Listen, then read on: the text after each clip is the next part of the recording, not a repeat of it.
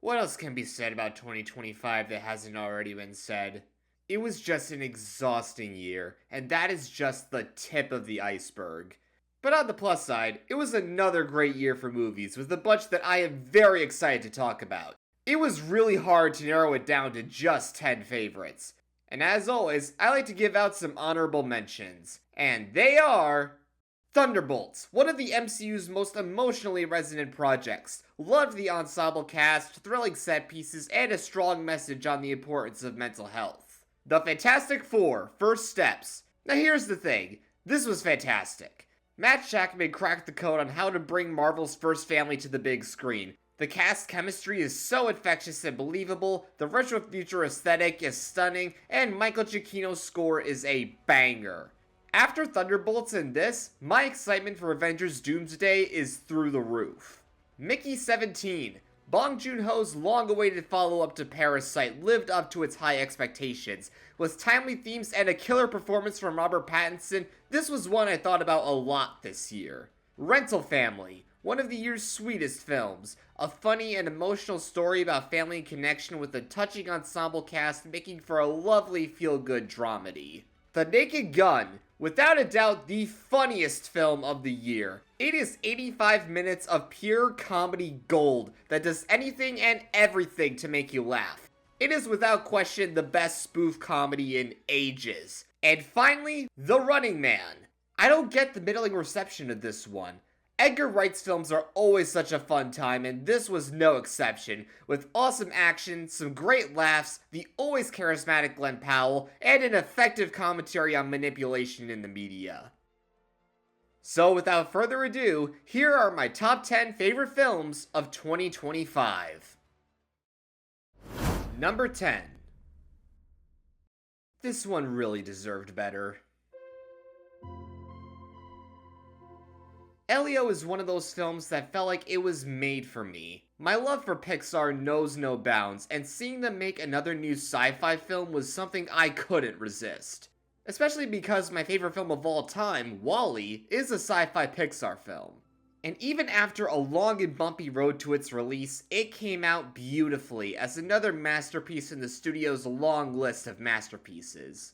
Directors Madeline Sharafian, Domi Shi, and Adrian Molina crafted a frequently funny and emotionally poignant story of friendship, loneliness, and finding your place in the universe.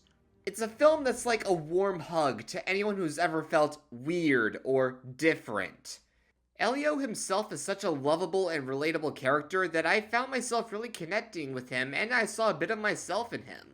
His obsession with aliens and struggles with fitting in just screams autism-coded character to me, and Jonas Kibriev's performance is phenomenal. His friendship with Glorden is so wholesome, and simply put, Glorden is adorable and must be protected at all costs. A Pixar film looking gorgeous is as surprising as water being wet. The world of the Communiverse is bursting with so much color and imagination, combining the unique designs of the aliens, the beautiful settings, and is further enhanced by Rob Simonson's terrific score. It really sucks that this went both completely unnoticed and was unfairly shrugged off. But I still love this film a lot as another Pixar masterpiece. And besides, the box office should never be a film's end-all be-all, and this isn't either Pixar or Disney's first rodeo with a sci-fi bomb that would go on to become a cult classic. And I hope one day that Elio will get a similar reevaluation. Number 9. You know who really ate good this year? Furries. Exhibit A. The Bad Guys 2 was some of the most fun that I had at the movies this year. This was one that I was hyped for going into 2025 because I had a blast with the first Bad Guys, as it became one of my new favorite DreamWorks films, not just in recent years, but the studio as a whole. And if there's anything DreamWorks is great at, it's their sequels, especially their second films. With many of their beloved franchises, their Part 2s are often the biggest fan favorites, and The Bad Guys 2 is no exception. They take everything that made the first so fun and dialed up everything to 11. The comedy had me laughing hard and frequently. The action set pieces are so entertaining, satisfying to watch, and even get pretty intense. It is the ultimate animated summer blockbuster, combining Ocean's 11 style heists, Fast and Furious car chases, and a Mission Impossible level third act that I think is a better Mission Impossible movie than The Final Reckoning. The bad guys had what I think is one of DreamWorks' greatest ensembles, and with the sequel, not only does everyone come back and they are just as ridiculously entertaining as before, but they are joined by some fun new villains. Sam Rockwell, Mark Maron, Awkwafina, Craig Robinson, and Anthony Ramos' chemistry is as infectious as before. I just love hanging out with these guys. I love that they gave Alex Borstein a bigger role as Misty Luggins, and she just kills me every single time that she's on screen. And don't worry, furries, Diane Foxington is still hot and a badass. And with the sequel, they introduced a fun group of villains with the bad girls, from Danielle Brooks being a great threat as Kitty Cat, Maria Bakalova having some good laughs as Pigtail, and Natasha Lyonne stealing the show as Doom. The sexual tension between her and Snake is insane. He is so down bad and I love it. The bad guys may be bad, but they are so good at being so fun that it's criminal. Number 8. It is fascinating to me how the afterlife is an existential concept for everyone to grasp, but it usually is a good way to tell a feel-good story about appreciating life. Some of the most emotionally moving films I've ever seen have depicted the afterlife in beautiful ways, and Eternity is another one of those films to add to that list.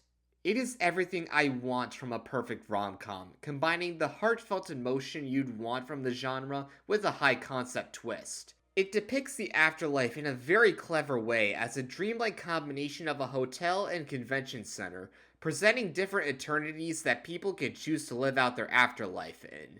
The big catch, however, is that your decision is final, and if you attempt to leave, you're banished to the void. That is the big conflict that one of the main characters, Joan, faces. In her life, she married twice to 2 husbands, with her first, Luke, dying in the Korean War, and her second, Larry, is the one that she built her life with until he died. Throughout the film, she's burdened with the fact that she can only pick one to live out her eternity with.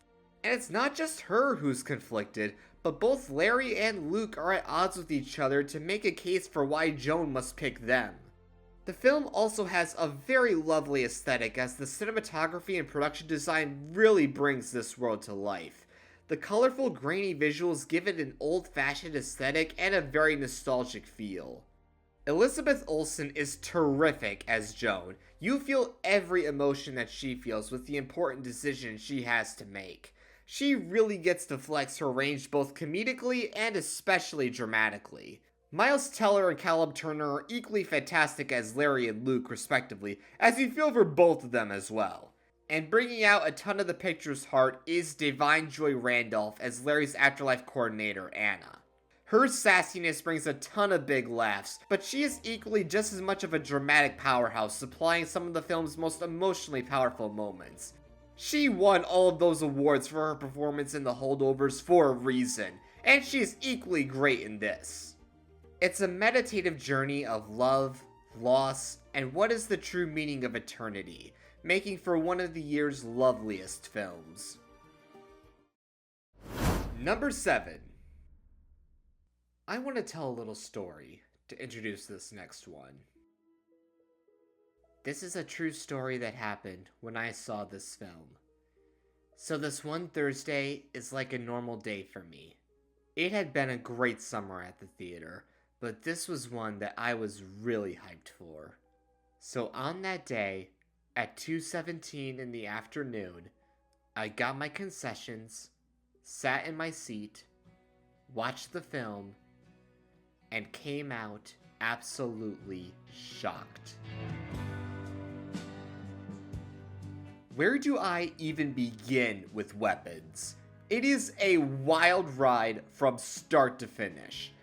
With just 2 films to his name, Zach Cregger has cemented himself as one of our modern masters of horror. If him, Jordan Peele, and John Krasinski are anything to go by, The comedian turned horror master pipeline really works.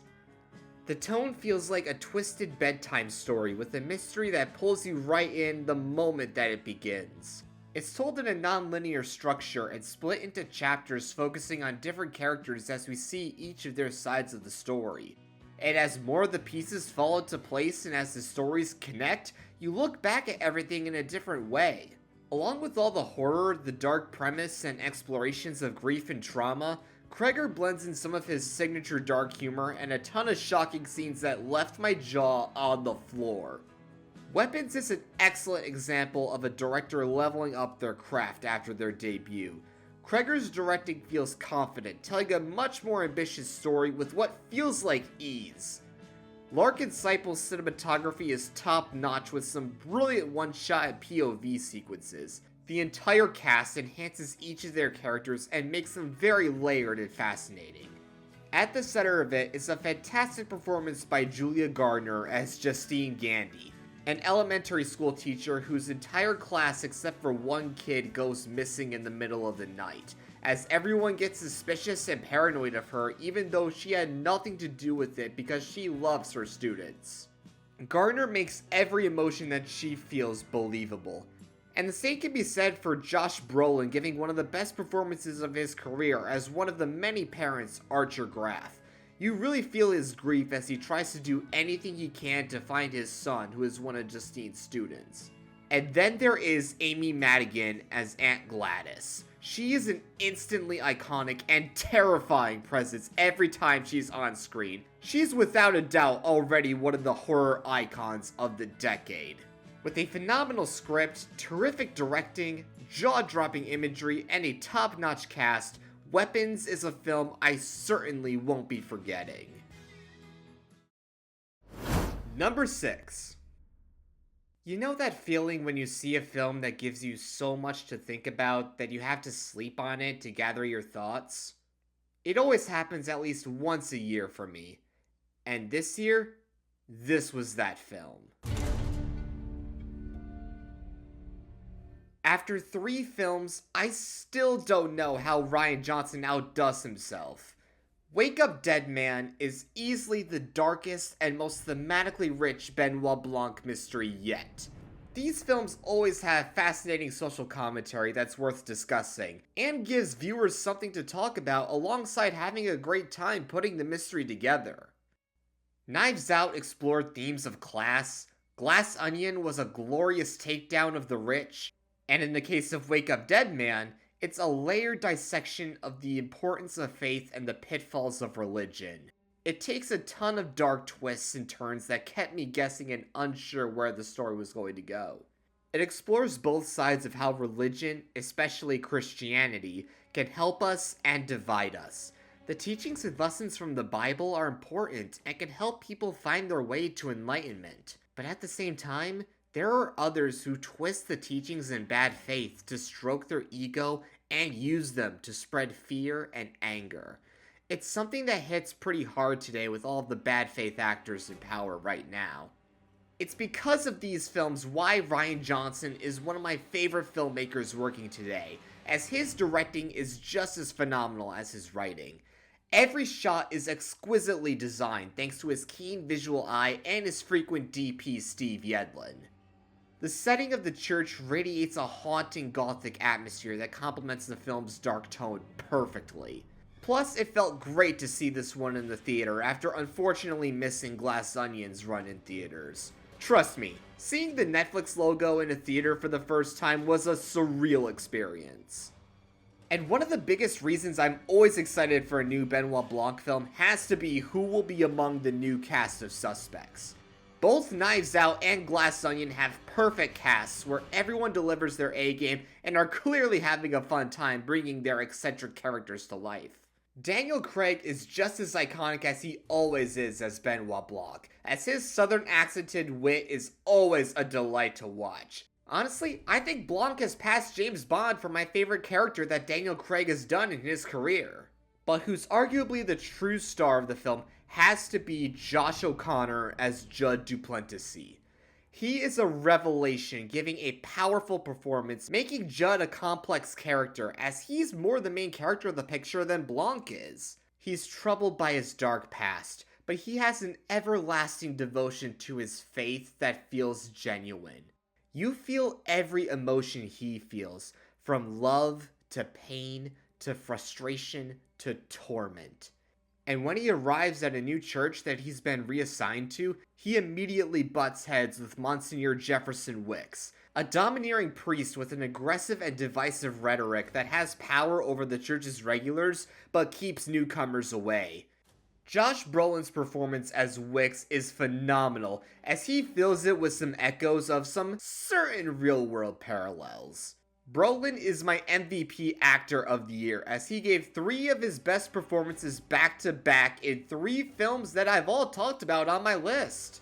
Glenn Close also gives one of her best performances as Martha Delacroix, Wicks' right-hand woman who runs everything else in the church, and she especially shines in the third act of the picture. The rest of the cast is equally terrific, like Mila Kunis, Kerry Washington, Andrew Scott, Kaylee Spaney, Daryl McCormack, and Thomas Hayden Church. Jeremy Renner is also great, but his casting is very funny because he does already exist in the Knives Out universe because of his hot sauce and glass onion. With a darker tone, complex characters, and a fascinating commentary, Wake Up Dead Man further solidifies Rian Johnson's status as one of the modern masters of whodunits, rounding out a perfect trilogy. Number 5. You know how I began my number 9 segment with the fact that the furries ate good this year? If The Bad Guys 2 was Exhibit A, then this is Exhibit B. Zootopia 2 is some of the most fun that I had at the movies this year.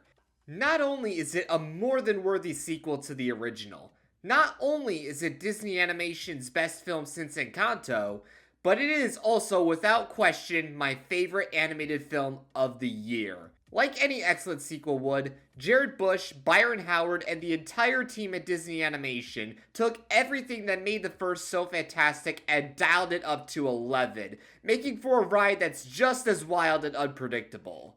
Bush's script once again strikes the perfect balance of everything that was great about the first. It is fast-paced and consistently entertaining with thrilling action sequences that play with the environments and every animal's characteristics extremely well. The humor is insanely clever, providing tons of big laughs, ranging from amusing animal puns, to clever visual gags, to the most unexpected film homages. And it builds upon the first social commentary on prejudice, but as the mystery's layers unfold, it tackles themes of colonial oppression and elitism, and yet again, it's extremely relevant considering the state of the world today. The world building was one of Zootopia's greatest attributes, as the team at Disney Animation built a massive and vibrant city of anthropomorphic animals where each area is carefully thought out and shows how all animals navigate around the city that was made for them. And the sequel builds upon that even more with the introduction of reptiles, exploring new areas that have never been seen before in the city that make for really great additions to this world. Zootopia 2 is quite possibly the most stacked voice cast I've ever seen for an animated film. Not only do all the original cast return to reprise their roles, but they introduce a ton of new characters and have an insane amount of cameos voiced by a cast that is so stacked that it's basically Disney Animation's Avengers Endgame. Jennifer Goodwin and Jason Bateman's chemistry as Judy and Nick is just as infectious as ever, proving once again why they're one of Disney's best leading duos. Their relationship takes center stage of the story as they get put to the test if they're really compatible with one another, both in the field and as life partners. The film deepens their relationship and explores both of their respective insecurities. It showcases their faults, but their bond grows stronger over the course of the movie. The entire returning cast do as fun of a job as they did before, but it's the new characters who are among the picture's biggest highlights. From Ke Huy Quan being his instantly lovable self as Gary the Snake, to Fortune Feimster stealing the show as the hysterical Nibbles Maplestick, to Patrick Warburton bringing back his Kronk energy with Brian Winddancer, to David Strathairn adding another intimidating villain to his name with Milton Linksley, to Andy Samberg being a fun presence as Paw Bert. There are so many supporting characters and cameos to go through. Honestly, explaining about all of them would debatably go for as long as the film itself. With all of the first strengths dialed up and topped off with spectacular animation and amazing music, Zootopia 2 is without question my favorite animated film of 2025. Number 4. If there's one filmmaker who rightfully deserves the title of visionary, it's Guillermo del Toro. There isn't anyone else like him who can combine his love of monsters, gothic fantasy, and horror quite like he does, and tell it in a way that also feels like a beautiful fairy tale. And Frankenstein is yet another breathtaking masterpiece in his illustrious filmography. Mary Shelley's classic novel is a story that was perfect for him to adapt. It's an impeccably told epic that expands on Del Toro's signature themes, like his love for strange monsters and finding beauty in the grotesque. Like all of his films, it's equal parts brutal and horrific, yet also beautiful and sincere in its own unique way.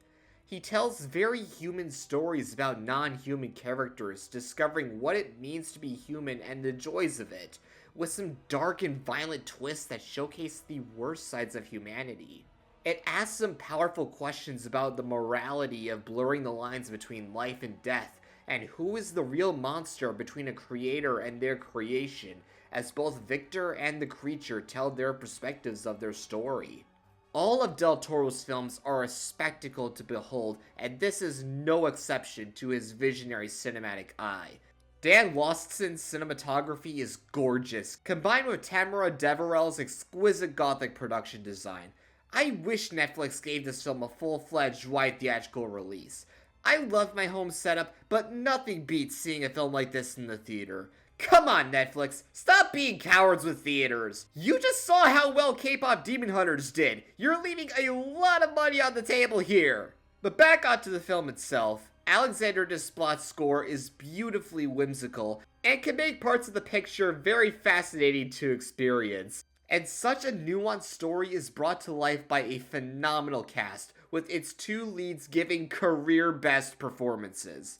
Oscar Isaac is immaculate as Victor Frankenstein, making him a brilliant yet egomaniacal scientist who is very fascinating to watch. But who really owns this film has to be Jacob Elordi, giving an unrecognizable performance as the creature himself. The prosthetic and makeup work on him is already impressive, and in true Del Toro fashion, he makes him a very sympathetic and interesting character. His performance is filled with so much pathos, as he's powerful, empathetic, and heartbreaking all at the same time. And they're also joined by an equally great supporting cast like Felix Camberer, Mia Goth, Christoph Waltz, Ralph Ineson, and David Bradley. Frankenstein is among Guillermo del Toro's absolute best films, making for an unforgettable experience and one of the new definitive adaptations of the iconic story. Number 3. You know that feeling when you see a film that you really loved and you felt like you witnessed something that will define a generation? Well, that's exactly what happened to me after seeing this. If there's one word to describe Sinners, it's metal. It's films like this that can truly be described as a one-of-a-kind cinematic experience. Ryan Coogler has proven himself to be one of the greatest filmmakers working today. After directing 2 phenomenal Black Panther films, he took a big swing, making a genre-defying original feature that became a massive phenomenon. Sinners is a ton of things, and they all work brilliantly. It's a historical drama, a gangster flick, a supernatural horror film, an action film, and it is in its own unique way a musical. These are all wildly different genres and tones, yet it all blends together so seamlessly. It's a full showcase of Coogler going wild with his imagination, and retains his signature commentary on overlooked cultures and combines that with thrilling vampire action and horror with some really effective scares. Michael B. Jordan and Ryan Coogler will go down as among the best actor-director pairings of the last decade, as Jordan is great in anything he's in, but when he's with Coogler, he is on another level. Jordan gets to flex even more in this as the lead characters, playing identical twin brothers Smoke and Stack. And the rest of the cast is equally terrific, like Haley Steinfeld, Delroy Lindo, Wumi Musaku, Jack O'Connell, and Miles Caton. It's also an incredible film on a technical level. Autumn Durald Archipelag's cinematography is gorgeous, since it was shot on IMAX film cameras and it makes effective use of its aspect ratio changes. The I Lied to You sequence was truly magical to experience for the first time, as the frame expanded from the ultra-wide 2.76:1 aspect ratio to the full 16:9. It's also no surprise that the music is fantastic, coming from another frequent Coogler collaborator and one of my favorite composers, Ludwig Göransson. Not only does the movie have another terrific score from him, but the movie is set to a toe-tapping soundtrack filled with terrific songs. From I Lied to You, to This Little Light of Mine, to Dangerous, to Pale Pale Moon, to Rocky Road to Dublin, every song on the soundtrack slaps. It's thrilling, fun, scary, has plenty to think about, and filled with banger music. Sinners is just the whole package as one of the defining films of the year. Number 2. It's kind of interesting looking back that for the longest time, I was not a horror fan. But one of the filmmakers that really got me more into it was Mike Flanagan. His style just clicked with me by making horror that's more focused on emotional resonance rather than cheap jump scares. Ever since one of my high school English teachers recommended The Haunting of Hill House to my class, I instantly became a fan of his work. And I still think that his previous film, Dr. Sleep, is one of the most underrated horror films of the last decade, and one of the best legacy sequels ever. And now, after 6 years since his last film, his first venture outside of horror is what I think is his magnum opus, as he tells the life of Chuck. Based on the short story of the same name by Stephen King, it's a magical, life-affirming experience that's just as wholesome as much as it is existential.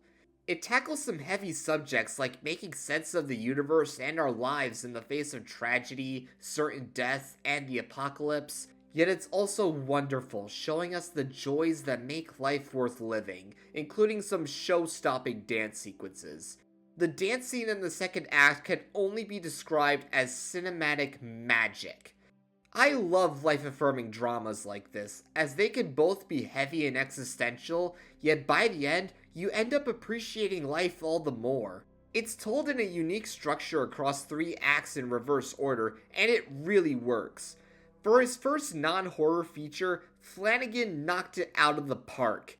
He put his heart, soul, and emotional resonance that made him one of my favorite horror directors working today to even greater heights. The ensemble cast is absolutely phenomenal, as whether they play a major or small role, they absolutely leave an impression. Tom Hiddleston is fantastic as Chuck himself, along with Jacob Tremblay and Benjamin Pajak as the younger versions. Chiwetel Ejiofor and Karen Gillan are excellent in the first act as Marty and Felicia, a high school teacher and nurse respectively, who are now exes as they reconcile when the world tumbles into chaos. Carl Lumley and Mia Sara supply some great emotional moments, and Mark Hamill is incredible as Chuck's grandfather Albie, supplying many of the film's most powerful scenes. Another actor who helps make the picture extremely enjoyable has to be Nick Offerman as the narrator. David Dastmalchian, Matthew Lillard, and many more are all great in their respective roles. The Life of Chuck is a really special film that has to be seen to be believed. With Flanagan's heart and soul poured into King's story and a powerhouse ensemble, it's one of those films that I think we need right now. All I can say is, thanks, Chuck! Number 1. Like I said at the beginning, 2025 sucked. It was a year where it felt like the world decided to reward all of the worst people and negativity in general, and everyone else just had to suffer. That's one of the many reasons why I love the art of cinema. It gives you a bit of escapism and leaves you with a powerful message that can inspire you to be a better person. And there was one film this year that exemplified that more than any other. One that going in, I was beyond excited for, and my anticipation for it kept me going even in the worst times. To introduce my number one favorite film of 2025, I've got one message. In a world dominated by anger, hatred, and cynicism, maybe kindness is punk rock. From the moment it was announced, I knew that Superman was going to be something special. To me, James Gunn is the greatest filmmaker in the superhero genre. His storytelling, combining his distinct brand of comedy, great taste in music, and a strong heart that you'd never expect from his often wacky cast of characters, just does it for me. He's proven time and time again that he is a master at offbeat found family superhero stories. From making my favorite superhero movie trilogy ever with the Guardians of the Galaxy trilogy, to making the best projects to come out of the DCEU with the Suicide Squad and Peacemaker, Gunn simply has not missed, and I knew that he and producer Peter Safran were the perfect choices to reboot the DC universe. And man, they really hit the ground running in their kickoff year, and none are better proof of that than with their first film.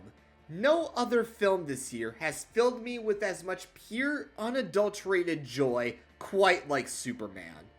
It is the superhero film that we need right now, and another reason why James Gunn is a master at his craft. It is everything that you'd want from one of his films, but it also stands out amongst his filmography. While he is best known for taking ragtag teams of C or D-list comic characters and turning them into household names like he did with the Guardians and the Suicide Squad, it was exciting to see him take on the OG superhero who established the template, and he delivered. Gunn made a bunch of very smart decisions in crafting the story and world building of the DCU's introduction. I think it was a great idea to jump straight into the action, as Superman's origin story is common knowledge, and to not bog down the first act with tons of exposition. Right from the start, it feels like a lived-in universe with its heroes already established, yet it never feels overstuffed or underdeveloped. It feels exactly like you're reading a comic book in that sense, where you pick up a random issue and jump right into an established story and universe.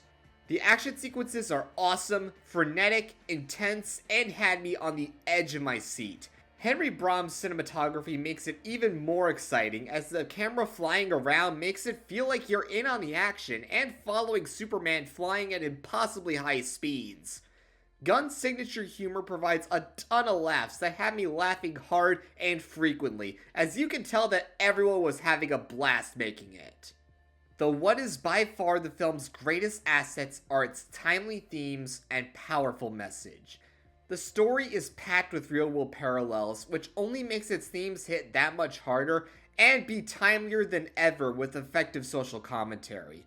At its core, Superman is a story of an immigrant stopping an insane power-hungry billionaire, which we can really use right now.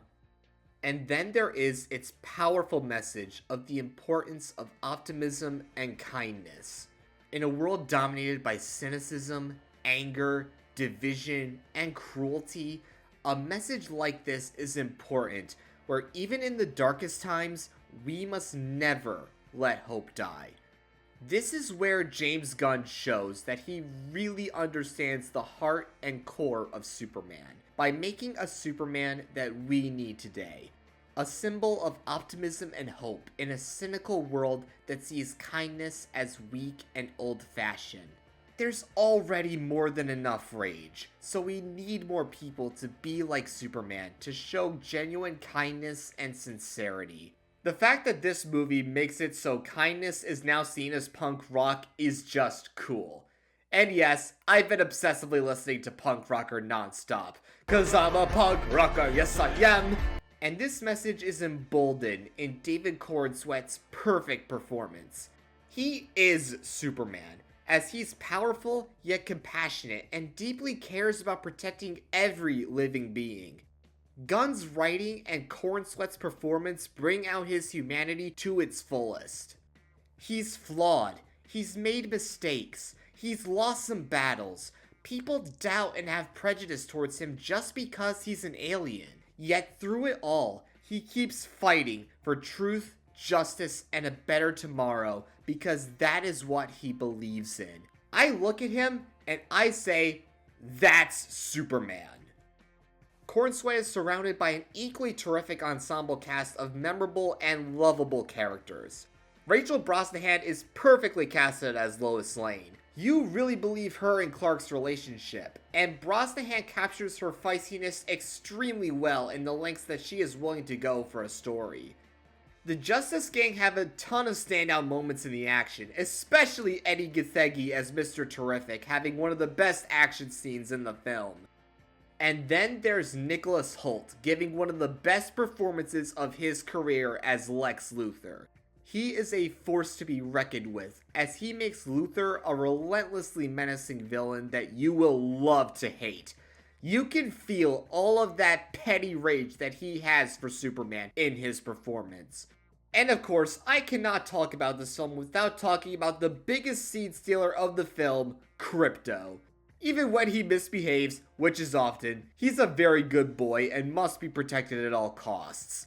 Plus, I think it's incredibly wholesome that James modeled and based Krypto on his own dog, Ozu. Superman represents a ton of things. It's another masterpiece in James Gunn's filmography.